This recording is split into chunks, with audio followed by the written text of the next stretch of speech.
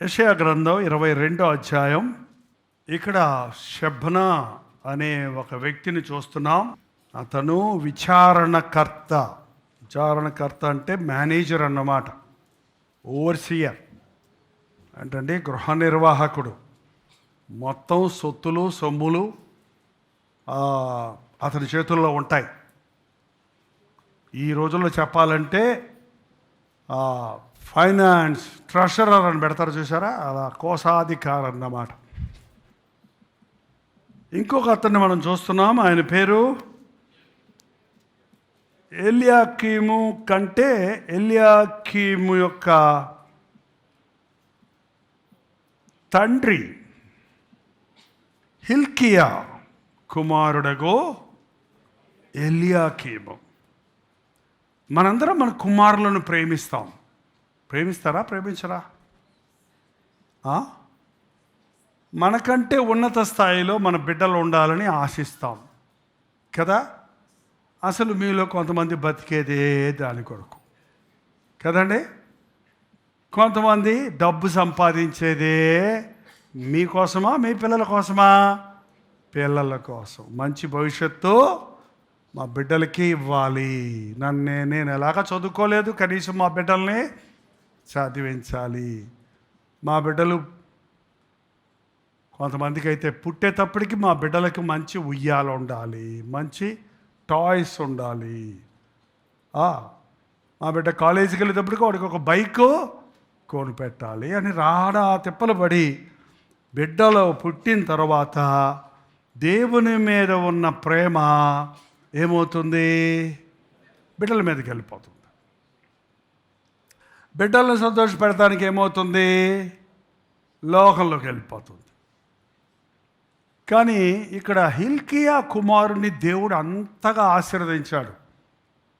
కారణం హిల్కియాను బట్టి. నువ్వు దేవుణ్ణి వెతికితే నీ బిడ్డలను దేవుడు ఆశీర్వదిస్తాడు. చెప్పండి, నేనని చెప్పండి. పోనీ నేను దేవుణ్ణి ప్రేమిస్తే నా బిడ్డలకి లోటు దేవుడు చెయ్యడు.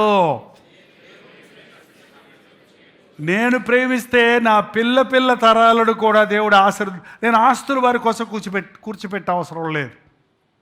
వాళ్ళకేమీ బీమాలు చేసి పెట్టాల్సిన అవసరమో లేదు. నేను దేవుణ్ణి ప్రేమిస్తే అడగకుండానే దేవుడు మన సంతానాన్ని ప్రేమిస్తాడు. ప్రేమిస్తాం అంటే ఏంటంట? ఏదన్నా గిఫ్ట్ ఇస్తే ప్రేమించినట్టు లెక్క అనుకుంటున్నాం మనం కదండి. ప్రేమ అంటే అడిగిందల్లా చేస్తే ప్రేమ. అవతల వాళ్ళని సంతోషపెడతానికి ప్రయత్నిస్తే మనకి ఎక్కువ ప్రేమ ఉన్నట్టు అనుకుంటారు. కానీ ఇక్కడ హిల్కి ఆ విషయం ఒక్కసారి చూస్తే 22వ అధ్యాయం 2 రాజుల గ్రంథంలోకి వెళ్తే అక్కడ హోషియా ఏలన ఆరంభించినప్పుడు 8 ఏళ్ల కుమారుడు, 8 ఏళ్ళోడు రాజయ్యాడట. ఈ హోషియా ఎవరి కుమారుడు? ఆమోను కుమారుడు. ఆమోను ఎవరి కుమారుడు? మనష్షే కుమారుడు. మనష్షే ఎవరి కుమారుడు? హిజ్కియా కుమారుడు. హిజ్కియా అంటే తెలియని వాళ్ళు ఎవరు లేరు. రాజుల్లోనే ఒక ప్రత్యేకమైన పేరు పొందినవాడు, ప్రార్థనకు జవాబు పొందినవాడు, దేవుని మందిరాన్ని బాగు చేసినవాడు, దేవుని మందిరాన్ని ప్రేమించినవాడు. దేవుని మందిరాన్ని ఎంతగా ప్రేమించాడంటే హిజ్కియా రాజు అయినప్పుడు ఎంతంట ఆయన వయసు? 25 సంవత్సరాలు. ఇప్పుడు మనకి ఎంత వెళ్తే సరిపోదు. 25 సంవత్సరాల వయసు అప్పుడు రాజు అవ్వగానే మొట్టమొదట ఏం చేశాడంటే, పాడైపోయింది అంతకు ముందున్న రాజు మందిరాన్ని లెక్క చేయలేదు. పాడైపోయిన మందిరాన్ని బాగు చేసి గాయకులను రప్పించి, యాజకులు పొలం పనులకు వెళ్ళిపోయారట, జీతాలు లేక తిండి లేక. యాజకుల్ని పిలిపించి, గాయకుల్ని పిలిపించి, వాయిద్యాలు వాయించే బృందాన్ని ఏర్పాటు చేసి ప్రజలందరినీ ప్రోత్సాహపరిచి, అందరికంటే ముందు తానే తెల్లవారుజామున లేచి దేవుని మందిరానికి వెళ్ళి ప్రజలందరినీ సమకూర్చి మందిరం బాగు చేయించేసి మనం ఇంట్లో పడుకుంటాం. కొంతమంది అదే దేవుని సేవ చేసాం అనుకుంటాం. కానీ మందిరాన్ని ప్రేమించేవాడు మందిరం కోసం అది ఇది ఇవ్వటం, ఇది అది చేయటమే కాదు, మందిరంలో ఉండటానికి ఆశపడతాడు. ఆ హిజ్కియా దేవుని మందిరాన్ని ప్రేమించాడు కాబట్టి దేవుడు అతన్ని దీవించాడు. అతడు టైం అయిపోయినా నన్ను జ్ఞాపకం చేసుకో అన్నాడు కాబట్టి 15 సంవత్సరాల ఆయుష్ కూడా ఇచ్చాడు. కానీ పాపం హిజ్కియా నెవెనుదిరుగా అని పాడాడేమో కానీ తిరిగాడు. నాకు ఆయుష్ ఇస్తే జీవితకాలం అంతా ఏం చేస్తానడు? వచనం మాత్రం చదువుతారా? నేను రిఫరెన్స్ చెప్తూ కూర్చుని టైం అవుతుంది. 38 అధ్యాయం యెషయా గ్రంథం 20వ వచనం, 38-20. మన జీవిత దినములన్నీ యెహోవా మందిరములో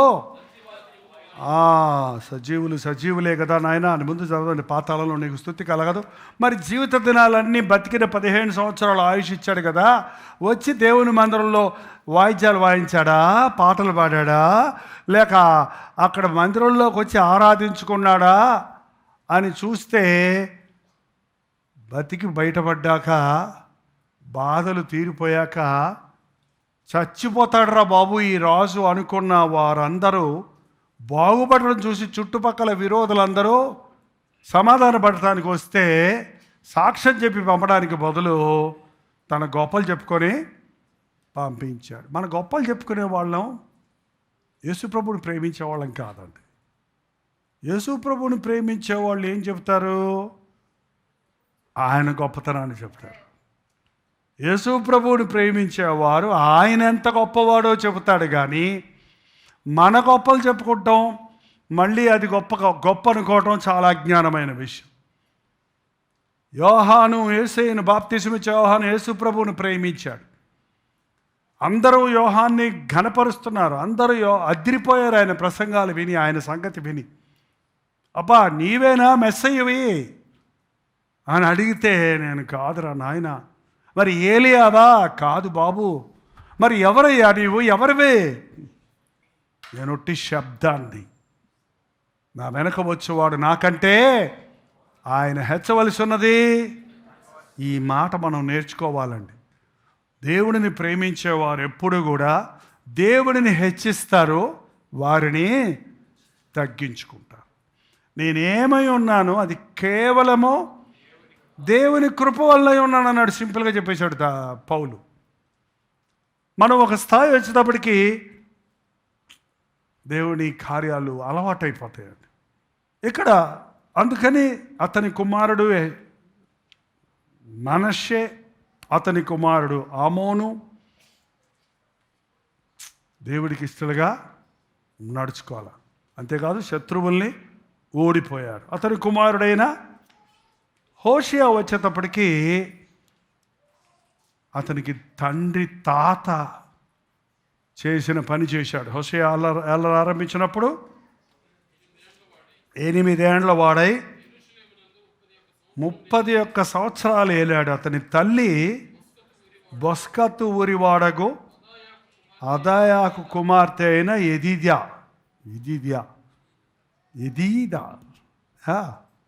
ఎందుకు తల్లి పేరు చెప్పారు ఇక్కడ? 8 సంవత్సరాల వయసులో మందిరాన్ని ప్రేమించేవాడు అయ్యాడంటే, మందిరాన్ని బాగు చేయాలనే మనసు వచ్చిందంటే దానికి కారణం ఎవరో? తల్లి. పాలు విడిచే సమయానికి మందిరంలోకి వెళ్ళి పరిచర్య చేయడానికి సిద్ధపడ్డాడంటే సమూయేలు, దానికి కారణం ఎవరో? తల్లి. ఈ రాజుల చరిత్రలు చదువుతుంటే తల్లి పేర్లు రాశారు. కొంతమంది దరిద్రపు తల్లులు ఉన్నారు, యెజబేల్ అంట. ఆ తల్లిని బట్టే ఆ కుమారుడు లైఫ్ ఉంది. చాలా జాగ్రత్తగా ఉంటాం. మా తల్లు, మీరు ప్రభువుని ప్రేమిస్తే మీ బిడ్డలు ఎవరిని ప్రేమిస్తారు? ఖచ్చితంగా. మీరు సీరియల్ని ప్రేమిస్తే వాళ్ళు సీరియల్ని ప్రేమిస్తారు. మీరు ఏంటది వస్త్రాలను ప్రేమిస్తే వాళ్ళు అదే. మీకు బంగారం అంటే చాలా ఇష్టం అంటే మీ పిల్లలకి అంతే. మరి యేసయ్యను ప్రేమిద్దాం. సో ఇదంతా అక్కర్లేదు, ఇప్పుడు ఇక ముందు అయిపోయింది. మందిరం బాగు చేస్తున్నప్పుడు మందిరం అంతా పడగొట్టేసి పడితే బతుకుతున్నప్పుడు 4వ వచనం, నీవు ప్రధాన యాజకుడైన హిల్కియా యొద్దకు పోయి ద్వారపాలకుల జనుల యొద్ద వసూలు చేసి యెహోవా మందిరములో ఉంచిన రొక్కపు మొత్తము చూడమని అతనితో చెప్పాను. చాలా ప్రాముఖ్యమైందండి. డబ్బులు చూడు. 5వ వచనం, యెహోవా మందిరపు పనికి అధికారులై పను జరిగించు వారి చేత ఆ ద్రవ్యమును అప్పగించి తరువాత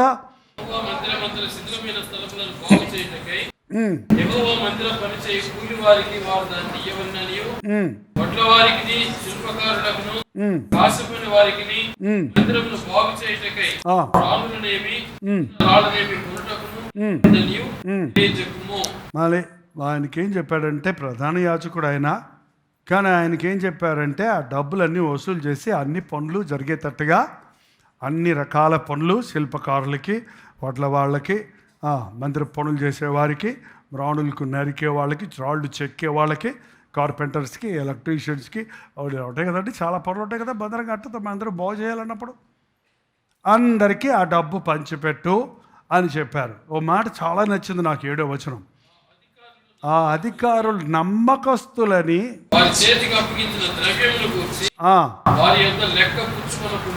అబ్బా,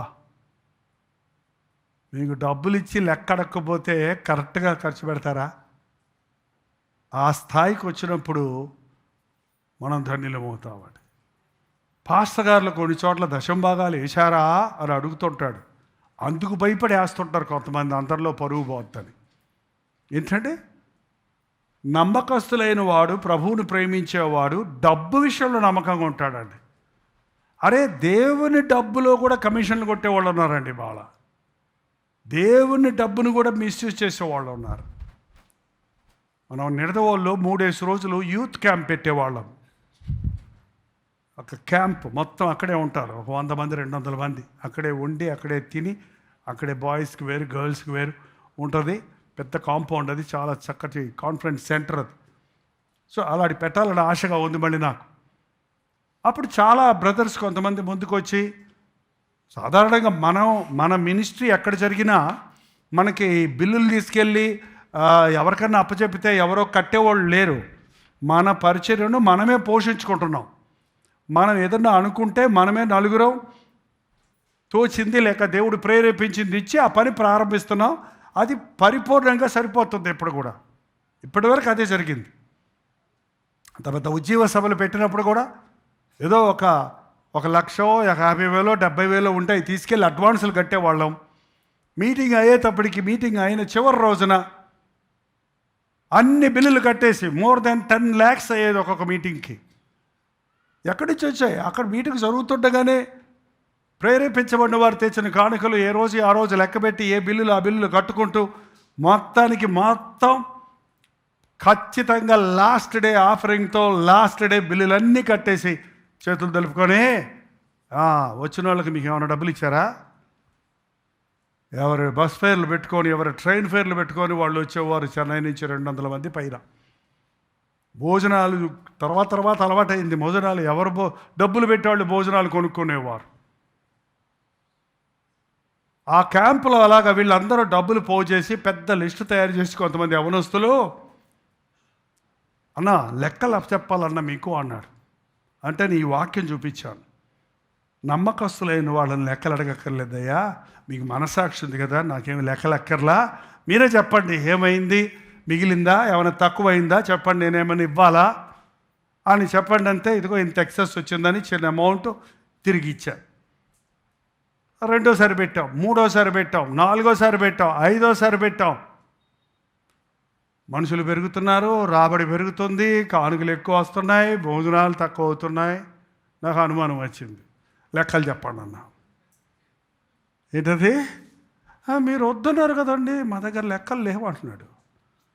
నాకు చూపించొద్దన్నాను కానీ లెక్కలే వద్దన్నానా? అందులోకి చాలామంది ఏం చేశారు, అందులో మిస్యూజ్ చేశారు, తప్పుడు లెక్కలు వేసేసారు. చాలా జాగ్రత్తగా ఉండాలండి. దేవుని మందిరపు పనుల్లో దేవునికి లెక్క అప్పచెప్పాలి మనం. ఇక్కడ దేవుడిని ప్రేమించేవాడు డబ్బుని ప్రేమించడం, దేవుణ్ణి ప్రేమించేవాడు గొప్పలు ప్రేమించడం, అధికారం పెత్తనం చేయడానికి ఆశపడడం. దేవుడిని ప్రేమించేవాడు తగ్గించుకుంటాడు, నమ్మకస్తుడిగా ఉంటాడు. కాబట్టి వాళ్ళ దగ్గర లెక్కలు తీసుకునే టైం వేస్ట్, అది అక్కర్లేదన్నారు. ప్రార్థన. పాపానికి బందీగా ఉన్నావా? దురభ్యాసాలకు కట్టబడి ఉన్నావా? సాతాను శక్తులు నిన్ను పీడిస్తున్నాయా? లోకం నిన్ను ఆకర్షిస్తుందా? లోక బంధకాలలో చిక్కున్నావా? అధికార దుర్వినియోగం చేస్తున్నావా? ధనాపేక్షతో నింటున్నావా? బయట పడాలని పడలేని, బయటకు రాలేని పరిస్థితుల్లో ఉన్నావా? ఇదిగో ఈ సమయంలో మనందరం కలిసి ఏక మనసుతో ప్రార్థిస్తుండగానే కట్టబడిన ప్రతి బంధకము నుండి మనకు విడుదల.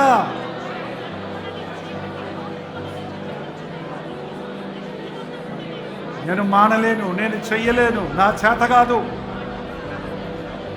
నేను ఓడిపోయాను, నేను కృంగిపోయాను, నేను పడికిమాలినోడిని అయిపోయానని ఏడుస్తూ కూర్చోకర్లా. దేవుడు నిన్ను విడిపిస్తాడు, విడుదల చేస్తాడు.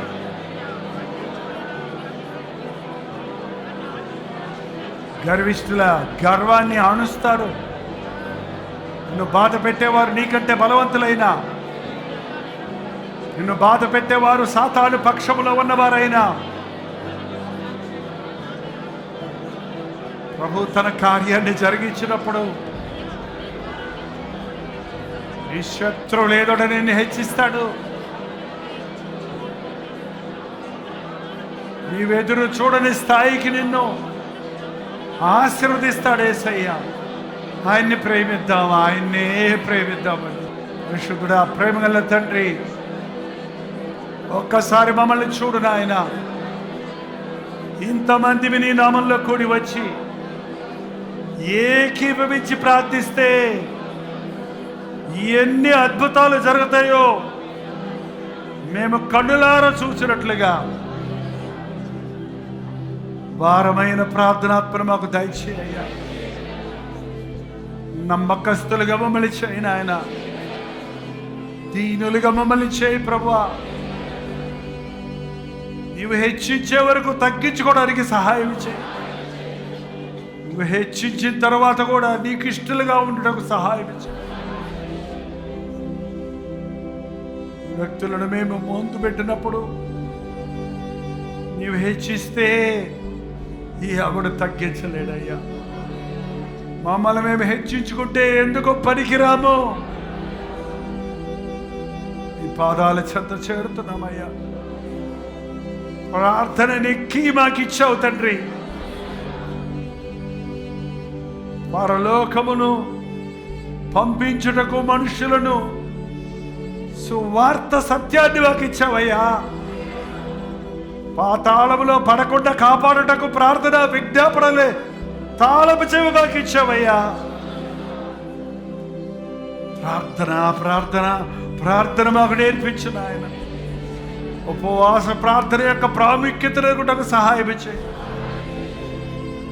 ఆది సంఘములో ఇంటింట కూడుకున్నట్లుగా ప్రతి విశ్వాసి ఇంట కుటుంబ ప్రార్థన దయచేయ. కనీసం కుటుంబ ప్రార్థన దయచేయ్యా. ప్రార్థన లేమూలనే సాతానుడు మా ఇళ్లలో దూరుతున్నాడయ్యా. మా బిడ్డల్ని ఎత్తుకుపోతున్నాడయ్యా. మాకు నష్టాన్ని కలుగజేస్తున్నాడయ్యా, కలవరాలు కలుగజేస్తున్నాడయ్యా. ప్రతిరోజు నీ సన్నిధిలో మోకరించి అపవాది కార్యాలు బంధించడానికి సహాయం చేయను ఆయన. ప్రతిరోజు నీ సన్నిధిలో కూడిన ఆయన సాతాను చేతుల్లో ఉన్న వారిని విజ్ఞాపన ప్రార్థనతో విడిపించడానికి సహాయం చేయను ఆయన. నిలుచున్నానన్న వాడు పడిపోకుండా ఉండడానికి, పడిపోయిన వారిని లేవనెట్టి నీ సాక్షులుగా నిలబెట్టడానికి ప్రార్థన దయచేయ్యా. మాకు ఎంత ఎక్కువగా నీ మాటలు వింటున్నామో, ఎంత ఎక్కువగా నీ గొప్పతనాన్ని ఎరుగుతున్నామో, అంత ఎక్కువగా నిన్ను ప్రేమించడానికి సహాయం చేయ, నిన్ను ఆరాధించడానికి సహాయం చేయ, నిన్నే వెంబడించడానికి సహాయం చేయ. లోక ప్రేమలు మాలోకి రాకుండా, లోక ఆకర్షణలకు మేము లొంగకుండా, వెనుదిరగకుండా నీ రాజ్యము చేరే వరకు యేసు వైపు చూచుచూ ముందున్న పద్యములో ఓపికతో పరిగెత్తుటకు మా ఒక్కొక్కరికి నీ సహాయం చేయమని యేసు క్రీస్తు నామములో అడుగుచున్నాను తండ్రి. తండ్రి అయిన దేవుని యొక్క ప్రేమయు, కుమారుడైన క్రీస్తు యొక్క కృపయు, ఆదరణకర్త అయిన పరిశుద్ధాత్మ యొక్క సహవాసం కూడి వచ్చిన మనందరికీ ప్రార్థనా శక్తిని ఎరిగి ఇద్దరు ముగ్గురుగా ప్రార్థించి అద్భుతాలను మన జీవితాల్లో ప్రపంచమంతటా చూచుటకు ఆ ప్రభువే సహాయం చేయునుగాక. ఆమేన్. హల్లెలూయా. బెంగళూరు పరిసర ప్రాంతాల్లో ఉన్న వారికి శుభవార్త.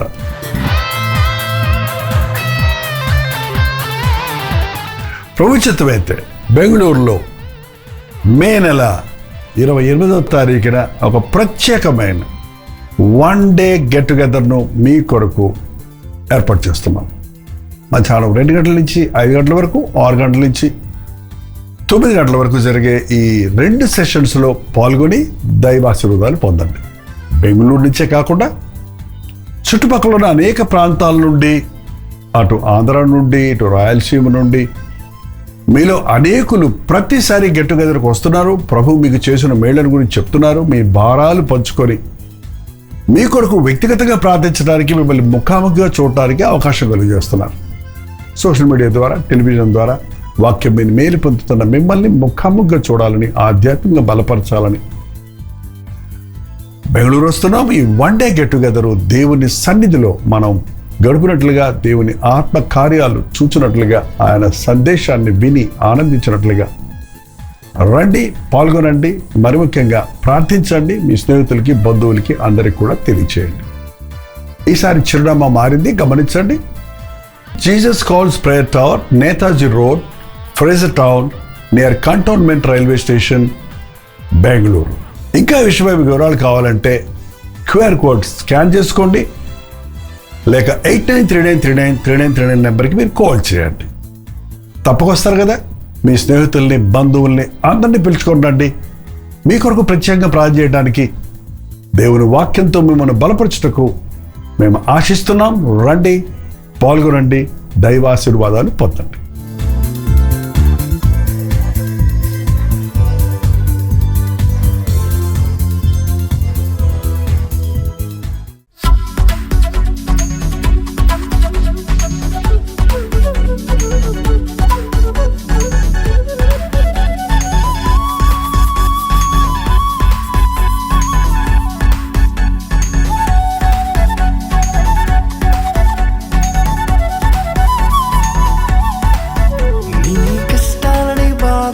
శ్రమలన్నీ తీర్చే అనాథుడు యేసే. నీ కష్టాలని, బాధలన్నీ, శ్రమలన్నీ తీర్చే అనాథుడు యేసే. ఆది నుండి ఉన్నవాడు ఆ దేవుడు, అద్భుతాలు చేసేవాడు నా యేసుడు. ఆది నుండి ఉన్నవాడు ఆ దేవుడు, అద్భుతాలు చేసేవాడు నా యేసుడు.